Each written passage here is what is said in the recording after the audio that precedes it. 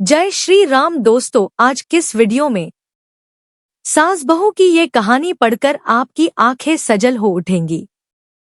तो दोस्तों, वीडियो शुरू करने से पहले आप सभी से एक रिक्वेस्ट करना चाहूंगी कि कमेंट बॉक्स में जय श्री राम जरूर लिखना। आपकी सभी मनोकामनाएं पूर्ण जरूर होगी और प्लीज चैनल पर नए आए तो सब्सक्राइब कीजिएगा, वीडियो को लाइक कीजिएगा। तो चलिए कहानी को शुरू करते हैं। बहू कहाँ मर गई? अंदर से आवाज, जिंदा हूँ माँ जी। तो फिर मेरी चाय क्यों अभी तक नहीं आई? कब से पूजा करके बैठी हूँ। ला रही हूँ माँ जी। बहू चाय के साथ भजिया भी ले आई। सास ने कहा, तेल का खिलाकर क्या मरोगी? बहू ने कहा, ठीक है माँ जी, ले जाती हूँ। सास ने कहा, रहने दे, अब बना दिया है तो खा लेती हूँ। सास ने भजिया उठाई और कहा, कितनी गंदी भजिया बनाई है तुमने। बहू, माँ जी मुझे कपड़े धोने हैं, मैं जाती हूँ। बहू दरवाजे के पास छिपकर खड़ी हो गई। सास भजिया पर टूट पड़ी और पूरी भजिया खत्म कर दी। बहू मुस्कुराई और काम पर लग गई। दोपहर के खाने का वक्त हुआ।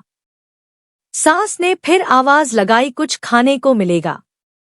बहू ने आवाज नहीं दी। सास फिर चिल्लाई, भूखे मारोगी क्या? बहू आई, सामने खिचड़ी रख दी। सास गुस्से से, ये क्या है? मुझे इसे नहीं खाना, इसे ले जाओ। बहू ने कहा, आपको डॉक्टर ने दिन में खिचड़ी खाने को कहा है, खाना तो पड़ेगा ही। सास मुंह बनाते हुए, हाँ तू मेरी माँ बन जा। बहू फिर मुस्कुराई और चली गई। आज इनके घर पूजा थी। बहू सुबह 4 बजे से उठ गई। पहले स्नान किया, फिर फूल लाई, माला बनाई, रसोई साफ की, पकवान और भोज बनाया। सुबह के 10 बज गए। अब सास भी उठ चुकी थी। बहू अब पंडित जी के साथ भगवान के वस्त्र तैयार कर रही थी। आज ऑफिस की छुट्टी भी थी, उनके पति भी घर पर थे। पूजा शुरू हुई। सास चिल्लाती, बहू ये नहीं है, वो नहीं है। बहू दौड़ी दौड़ी आती और सब करती। अब दोपहर के 3 बज गए थे। आरती की तैयारी चल रही थी। पंडित जी ने सबको आरती के लिए बुलाया और सबके हाथों में थाली दी। जैसे ही बहू ने थाली पकड़ी, थाली हाथों से गिर पड़ी। शायद भोज बनाते हुए बहू के हाथों में तेल लगा था, जिसे वो पोंछना भूल गई थी। सारे लोग तरह तरह की बातें करने लगे। कैसी बहू है, कुछ नहीं आता, एक काम भी ठीक से नहीं कर सकती, ना जाने कैसी बहू उठा लाए। एक आरती की थाली भी संभाल नहीं सकी। उसके पति भी गुस्सा हो गए, पर सास चुप रही, कुछ नहीं कहा, बस यही बोल के छोड़ दिया, सीख रही है, सब सीख जाएगी धीरे धीरे। अब सबको खाना परोसा जाने लगा। बहू दौड़ दौड़ के खाना देती, फिर पानी लाती। करीब 70-80 लोग हो गए थे। इधर 2 नौकर और बहू अकेली, फिर भी वहां सारा काम बहुत ही अच्छे तरीके से करती। अब उसकी सास और कुछ आस पड़ोस के लोग खाने पर बैठे। बहू ने खाना परोसना शुरू किया। सबको खाना दे दिया गया। जैसे ही पहला निवाला सास ने खाया, तुमने नमक ठीक नहीं डाला क्या? एक काम ठीक से नहीं करती, पता नहीं मेरे बाद कैसे ये घर संभालेगी। आस पड़ोस वालों को तो जानते ही हो ना साहब, वो बस बहाना ढूंढते हैं नुक्स निकालने का। फिर वो सब शुरू हो गए, ऐसा खाना है, ऐसी बहू है, ये वो वगैरह वगैरह। दिन का खाना हो चुका था। अब बहू बर्तन साफ करने नौकरों के साथ लग गई। रात में जगराता का कार्यक्रम रखा गया था। बहू ने भी 1-2 गीत गाने के लिए स्टेज पर चढ़ी। सास जोर से चिल्लाई, मेरी नाक मत कटा देना, गाना नहीं आता तो मत गा, वापस आ जा। बहू मुस्कुराई और गाने लगी। सबने उसके गाने की तारीफ की, पर सास मुंह फुलाते हुए बोली, इससे अच्छा तो मैं गाती थी जवानी में, तुझे तो कुछ भी नहीं आता। बहू मुस्कुराई और चली गई। अब रात का खाना खिलाया जा रहा था। उसके पति के ऑफिस के दोस्त साइड में ही ड्रिंक करने लगे। उसका पति चिल्लाता थोड़ा बर्फ लाओ, तो सास चिल्लाती यहाँ दाल नहीं है, फिर चिल्लाता कोल्ड ड्रिंक नहीं है, पापड़ ले आओ।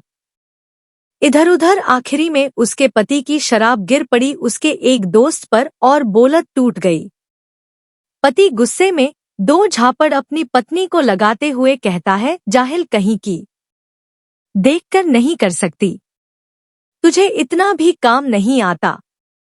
सारे लोग देखने लगे। उसकी पत्नी रोते हुए कमरे की तरफ दौड़ी। फिर उसके दोस्तों ने कहा, क्या यार पूरा मूड खराब कर दिया, यहाँ नहीं बुलाया होता, हम कहीं और पार्टी कर लेते। कैसी अनपढ़ बीवी ला रखी है तूने, उसे तो मेहमानों की इज्जत और काम करना तक नहीं आता, तुमने तो हमारी बेइज्जती कर दी। अब्बास पड़ोस की औरतों को और बहाना मिल गया था। वो कहने लगी, देखो क्या कर दिया तुम्हारी बहू ने, कोई काम की नहीं है। मैं तो कहती हूँ अपने बेटे की दूसरी शादी करा दो, छुटकारा पाओ इस गंवार से। सास उठी और अपने बेटे के पास जाकर उसे थप्पड़ मारा और कहा, अरे नालायक, तुमने मेरी बहू को मारा, तेरी हिम्मत कैसे हुई, तेरी टांग तोड़ दूंगी। उसके बेटे के दोस्त कुछ कहने ही वाले थे कि उसकी माँ ने घूरते हुए कहा, चुप, बिल्कुल चुप, यहाँ दारू पीने आए हो, जबकि पता है आज पूजा है और तुम्हें पार्टी करनी है। कैसे संस्कार दिए हैं तुम्हारे माता पिता ने, और किसने मेरी बहू को जाहिल बोला, जरा इधर आओ, चप्पल से मारूंगी अगर मेरी बहू को किसी ने शब्द भी कहा तो। अरे पापी, तूने उस लड़की को बस इसलिए मारा कि तेरी शराब टूट गई। पापी, वो बच्ची सुबह 4 बजे से उठी है, घर का सारा काम कर रही है, ना सुबह से नाश्ता किया ना दिन का खाना खाया, फिर भी हंसते हुए सबकी बातें सुनते हुए, ताने सुनते हुए घर के काम में लगी रही। तेरे यार दोस्तों को वो अच्छी नहीं लगी, जूते से मारूंगी तेरे दोस्तों को जो कभी उन्होंने ऐसा कहा। उसके यार दोस्त चुपके से खिसक लिए। माँ इसलिए मुझे गलत काम करने पर डांटती है और बेटी इसलिए कभी कभी मेरी दिल की भावनाएं समझ जाती है, मेरी दिन रात सेवा करती है, मेरे 1000 ताने सुनती है पर एक शब्द भी गलत नहीं कहती, ना सामने ना पीठ पीछे। और तुम कहते हो दूसरी बहू ले आऊं। याद है ना छुटकी की दादी, अपनी बहू की करतूत। सास ने गुस्से से पड़ोस की महिला को कहा, अभी पिछले हफ्ते ही तुम्हें मियां बीवी भूखे छोड़ घूमने चले गए थे।